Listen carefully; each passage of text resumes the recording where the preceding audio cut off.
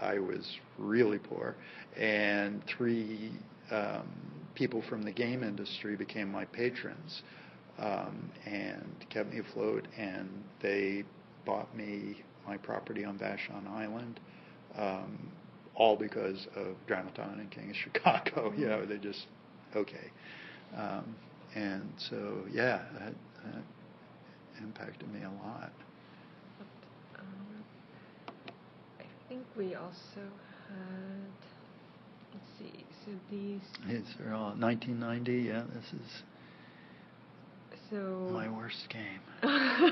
That's okay. It's still a good game. But so this is also describing everything. Yeah, this is like, actually, this was a way I would communicate with Kellen, and this is not a detailed design document, but it was something that we could all look at and agree, that we signed off on. This is detailed. So this is stuff that I was gonna. Although, we cut a lot of this again because of the budget restraint, but it's interesting.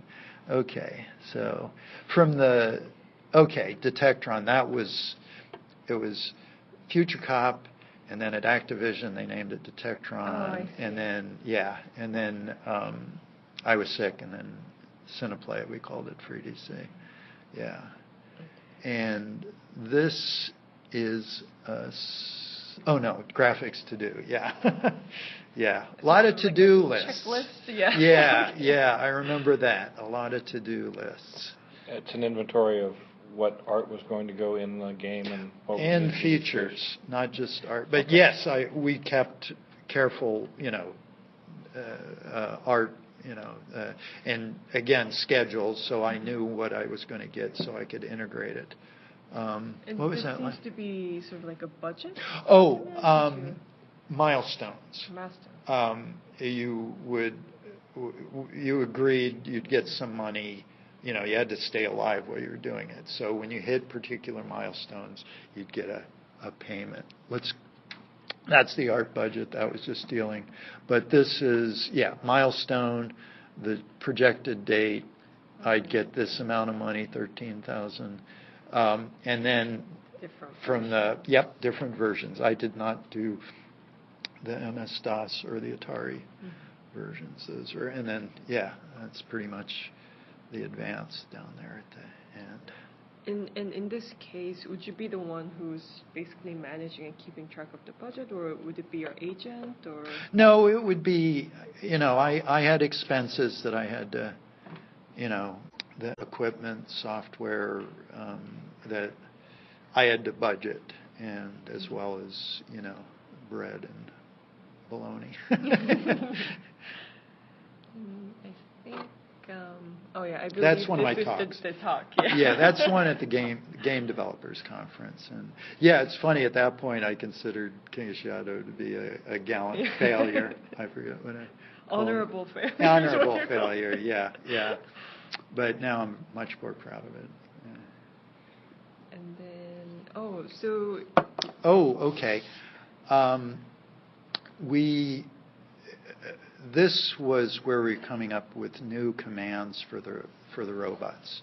This was very early. Okay, this was before we'd publish it. We called it Robot Thing before Chipwits. Actually, these were different titles: Android Adventure, Robot Race. So I came up with Chipwits in a nice little moment, but so. I think we're mainly, for each of the instructions, there's a command and an optional argument, so there might be, the robot has skate, so the skate means to move, and then this means move right, And so here we're just designing the graphics for various commands, and a lot of them we threw away, but So each of the units is a proposed chip design? Yep. And like see and look for an electro crab. That was one of the baddies. And that's zap, So you could say, look for and then there would be little arrows, yes and no. If you see an electro crab, you might have the zap command. And if you see coffee, you might have a pickup command.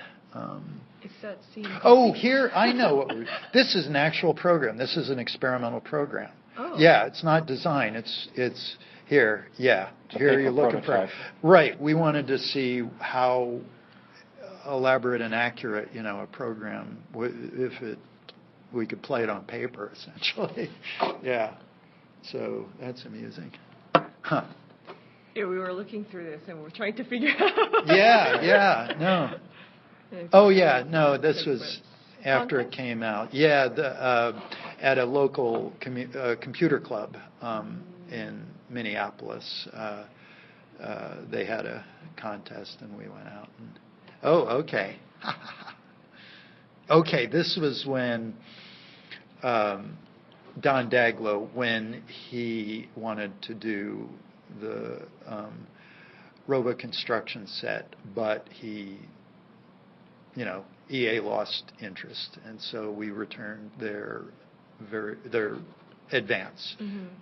And at that point, he wanted me to do King of Chicago for him, and I did too after burning out with EA. Mm-hmm. Yeah. Brain power. Yeah, that's Actually, did they change their name? I think we have multiple brain companies. Brain so. companies. I don't think so. They came and went very. Bug report. Yeah, so it says Apple II bug is on the loose again. Wow. What? So November '85. Apple II. Okay, this was the Mac, and then I did the Commodore. They came and went very.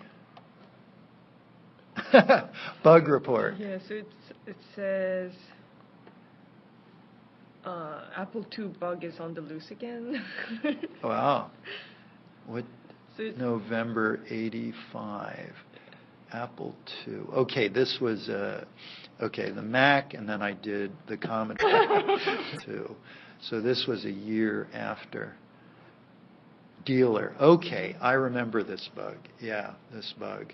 There was one of the few where I think we actually sent an updated disk and changed the disk in the box. Yeah, very rare artifact. Doug Sharp, crash bomb. Or at least as I remember it, I'm sure I've repressed 90%. and it's really interesting for us to look at it now because now the games are made in such a different way. And Yeah. They just push out the update and now it's just taken care of. But Yep. back in the days, you probably dealt with it in a very different way. It's on a disk, and we can't go, give me all your, you can't have a recall, Right. And, yeah, bitter wormwood. Who wrote this? Michael Cuoco. Okay, he was at Epics. Yeah, funny. There was a magazine, Visible Language, and